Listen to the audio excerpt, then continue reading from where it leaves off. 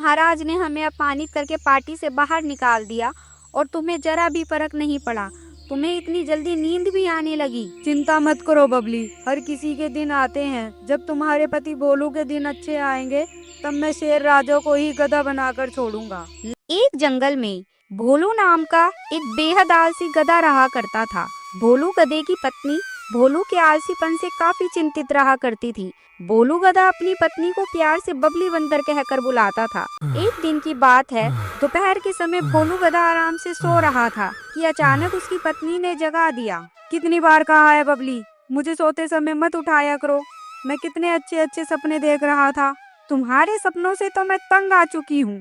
सारे जंगल में तुम आलसी गधे के नाम से प्रसिद्ध हो। अरे तो इसमें प्रसिद्ध होने वाली क्या बात है, मैं तो हूँ ही गधा। मेरा मतलब है कि गधे तो जंगल में बहुत हैं, लेकिन तुम्हारे जैसा आलसी गधा इस जंगल में शायद ही कोई होगा। अरे वो सब छोड़ो, ये बताओ तुमने मुझे सोते हुए क्यों उठा दिया? आज जंगल के राजा शेर ने सारे जंगल के जानवरों को दावत दी है, क्या तुम्हें वहाँ नहीं जाना? भोलू गधा नींद की अंगड़ाई लेते हुए अपनी पत्नी से बोला, मुझे बहुत नींद आ रही है, वहाँ से मेरे लिए कुछ खाने को ले आना। बस बहुत हो गया।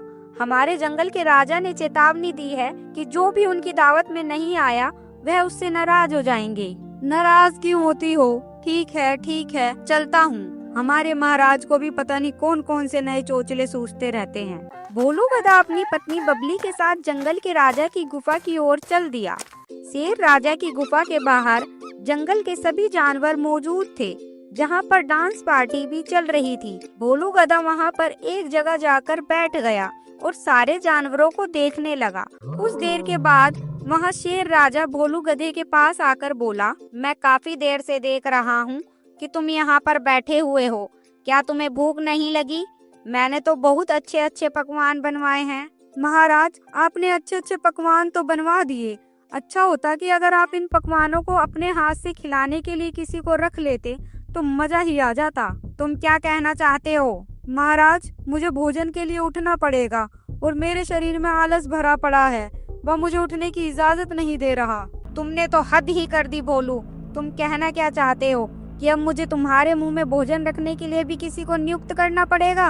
अरे महाराज, मेरे कहने का मतलब वह नहीं था। शायद आप तो मेरी बात का बुरा मान गए। अगर तुम मेरे अतिथि नहीं होते तो तुम्हें इसी वक्त मार के तुम्हारे मांस को भून कर इन पकवानों में शामिल कर देता, लेकिन इस समय तुम मेरे अतिथि हो, इसलिए मुझे तुम्हारा कहा मानना ही पड़ेगा, क्योंकि मैं अतिथि का बहुत सम्मान करता हूँ। बबली बंदर, ओ बबली बंदर, यहाँ आओ। मगर शेर राजा नहीं जानता था कि भोलू अपनी पत्नी को प्यार से बबली बंदर कहकर बुलाता था। शेर राजा की बात सुनकर भोलू गधे की पत्नी दौड़ती हुई वहाँ पर आ गई। जी महाराज, आपने मुझे बुलाया? मैंने तो बबली बंदर को बुलाया था। तुम यहाँ क्यों आई हो? क्योंकि मेरा नाम भी बबली ही है महाराज। मेरे पति भोलू मुझे प्यार से बबली बंदर कहकर बुलाते हैं। क्या यह तुम्हें बबली बंदर कहकर बुलाता है? जंगल के सभी जानवर जानते हैं बबली बंदर मेरा कितना खास चेला है। इसके बावजूद भी यह तुम्हें बबली बंदर कहकर बुलाता है। आखिर यहाँ पर चल क्या रहा है? तुम दोनों इसी समय यहाँ से चले जाओ, इससे पहले कि मैं क्रोध में आकर तुम दोनों को मार दूं। शेर राजा ने भोलू और उसकी पत्नी को अपमानित करके पार्टी से निकाल दिया। वो दोनों मुंह लटकाकर सीधे अपने घर आ गए। भोलू गधा फिर से लेटकर अंगड़ाई लेने लगा। महाराज ने हमें अपमानित करके पार्टी से बाहर निकाल दिया और तुम्हें जरा भी फर्क नहीं पड़ा। तुम्हें इतनी जल्दी नींद भी आने लगी। चिंता मत करो बबली, हर किसी के दिन आते हैं। जब तुम्हारे पति भोलू के दिन अच्छे आएंगे तब मैं शेर राजा को ही गधा बनाकर छोड़ूंगा। लगता है बहुत ज्यादा सपने देख देख कर तुमने अपनी औकात से बढ़कर सपने देखने शुरू कर दिए हैं। तुम तो जानती हो कि मैं हर काम में आलस करता हूँ, लेकिन सपने देखने में बिल्कुल भी आलसी नहीं हूँ। इतना कहकर भोलू गधा बेशर्मी से गहरी नींद सो गया। उस दिन के बाद जंगल के सारे जानवर भोलू और उसकी पत्नी का मजाक उड़ाने लगे। अरे देखो देखो भोलू गधा, उस दिन महाराज ने तुम्हें कितना बेइज्जत करके धक्के देकर पार्टी से बाहर निकाल दिया था, और तुम कैसे बेशर्मी की तरह जंगल में घूम रहे हो। बस बहुत हो गया। मैं आलसी जरूर हूँ, लेकिन इसका मतलब ये नहीं कि तुम्हारे मन में जो आए वह बोली जाओगी। क्या कर लोगे तुम? अगर ज्यादा बोलोगे तो तुम्हारी शिकायत जंगल के राजा से कर दूंगी। शिकायत करने से पहले एक बार सोच लेना, जिस दिन मैं जंगल का राजा बन गया उस दिन मैं तुम्हारा क्या हाल करूँगा। भोलू गधे की बात सुनकर चिड़िया मजाक उड़ाते हुए जोर जोर से हंसने लगी और वहां से उड़ती हुई चली गई। चिड़िया के मजाक उड़ाने से भोलू गधा क्रोधित हो गया और वह गुस्से में एक पेड़ के पास जाकर खड़ा हो गया कि तभी उसने देखा कि एक साधु जमीन पर लेटा हुआ था और उठने की कोशिश कर रहा था। भोलू गधे ने क्रोधित होते हुए उस साधु की पीठ पर जोरदार लात मारी। लात पड़ते ही साधु खड़ा हो गया। तुम जानते हो कि मैं एक चमत्कारी साधु हूँ, लेकिन तुम तो मुझसे भी बड़े चमत्कारी निकले। यह कैसे संभव हो सकता है? तुम तो मेरी भाषा बोल रहे हो, इंसान तो जानवर की भाषा नहीं बोलते। मैंने तुमसे अभी अभी कहा ना कि मैं एक चमत्कारी साधु हूँ। मेरी कमर में भयंकर मोच आ गई थी, तुम्हारे लात मारने से मेरी मोच सही हो गई। मैं तुम्हें इसके बदले कुछ देना चाहता हूँ, मांगो। क्या मांगते हो? भोलू गधा बहुत गहरी सोच में डूबते हुए बोला, मैं इस जंगल का राजा बनना चाहता हूँ। लेकिन जंगल का राजा तो शेर होता है। तुमने ही तो कहा कि जो मांगना चाहते हो मांगो। ठीक है, मैं तुम्हारी इच्छा जरूर पूरी करूँगा।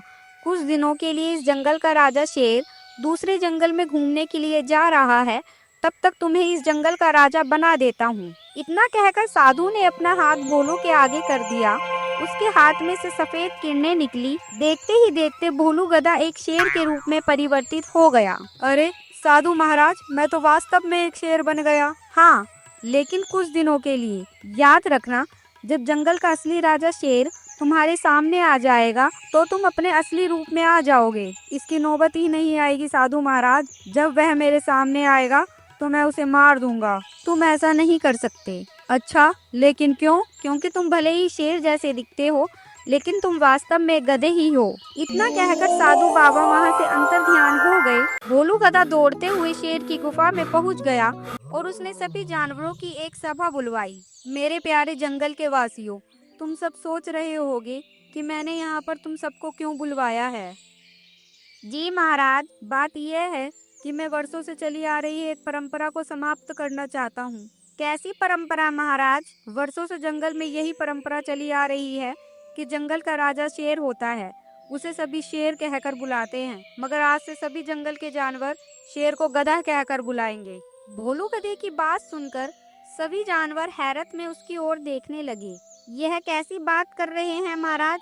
ऐसा कैसे हो सकता है? बिल्कुल हो सकता है बबली बंदर। मैं जंगल का राजा हूँ, मैं कुछ भी कर सकता हूँ। बबली बंदर, आज से तुम मेरे लिए भोजन लाने का काम करोगे। महाराज, मैं आपके लिए भोजन कैसे ला सकता हूँ? आप तो शिकार करके स्वयं खाते हो और मैं शिकार नहीं कर सकता। आज से मैं भी वही खाऊंगा जो तुम खाते हो। तो फिर आपकी देखभाल कौन करेगा महाराज? मेरी देखभाल आज से जंगल की चिड़िया करेगी। मुझे बहुत नींद आ रही है और गुफा के अंदर थोड़ी सी गर्मी है। आज के बाद चिड़िया मेरे ऊपर पंखा झला करेगी। लेकिन महाराज, मैं तो एक मामूली सी चिड़िया हूँ, मैं भला अपनी चोंच से बड़े पंखे को कैसे पकड़ सकती हूँ? वह सब मुझे नहीं पता। अगर तुम मेरा आदेश नहीं मानोगी तो मैं तुम्हें मार दूंगा। अब तुम सब यहाँ से जा सकते हो। जंगल के सभी जानवर हैरान होकर अपने अपने घर चले गए। उस दिन के बाद भोलू गधा चिड़िया से दिन रात अपने ऊपर पंखा करवाता रहता और सारा दिन गुफा में गहरी नींद सोता रहता। एक दिन चिड़िया रोती हुई बबली बंदर से बोली, मुझे तो कभी कभी शक होता है ये जंगल का राजा शेर है भी या नहीं। सिर्फ तुम्हें ही नहीं चिड़िया, सारे जंगल को इस बात पर शक हो रहा है, क्योंकि जंगल का राजा दिन भर गुफा में सोता रहता है और मांस की जगह फल सब्जियां खाता है। सही कह रही हो, सभी लोग जंगल को छोड़कर भाग रहे हैं। अगर ऐसे चलता रहा तो मैं भी ये जंगल छोड़कर चली जाऊंगी।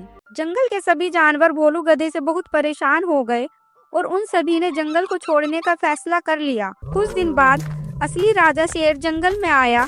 उसे देखकर उसका वफादार साथी बबली बंदर चौंकते हुए शेर से बोला, यह क्या गधे महाराज, आप तो गुफा में सो रहे थे, आप इतनी जल्दी यहाँ कैसे आ गए? यह कैसी बात कर रहे हो बबली बंदर, तुम्हारी हिम्मत कैसे हुई मुझे गधा बुलाने की? महाराज, आपने ही तो कहा था। बबली बंदर ने सारी घटना शेर को बता दी। चलो मेरे साथ, वह जरूर कोई बहरूपिया होगा। जंगल का असली राजा मैं हूँ। शेर राजा क्रोधित होकर गुफा में पहुँचा। शेर राजा को देखकर भोलू गधा अपने असली रूप में आ गया। ओह, तो वो तुम हो भोलू गधे, जिसने मेरा रूप लेकर सारे जंगल में जंगल के जानवरों की नजरों में मुझे गधा बना दिया। मैं तुम्हें जीवित नहीं छोड़ूंगा। तभी वहाँ पर वही साधु प्रकट हो गए। इसे छोड़ दो शेर राजा, मैंने ही कुछ दिनों के लिए उसे तुम्हारे रूप में रहने का वरदान दिया था, लेकिन इसने तुम्हारे दिए हुए वरदान का गलत फायदा उठाया। इसने तो शेर के नाम का मतलब ही बदल दिया। तभी वहाँ पर बोलू गधे की पत्नी आ गई, जो अपने पति भोलू गधे को बहुत दिनों से ढूंढ रही थी। इन्हें क्षमा कर दीजिए महाराज। शेर राजा, यह एक गधा है और गधा गधे की ही अकल की बात करेगा। मुझे क्षमा कर दीजिए महाराज, मैं गधा ही अच्छा हूँ। शेर राजा को भोलू गधे पर तरस आ गया। उसने भोलू गधे और उसकी पत्नी को छोड़ दिया। साधु वहाँ से गायब हो गया। उस दिन के बाद भोलू गधा पूरी तरह से सुधर गया।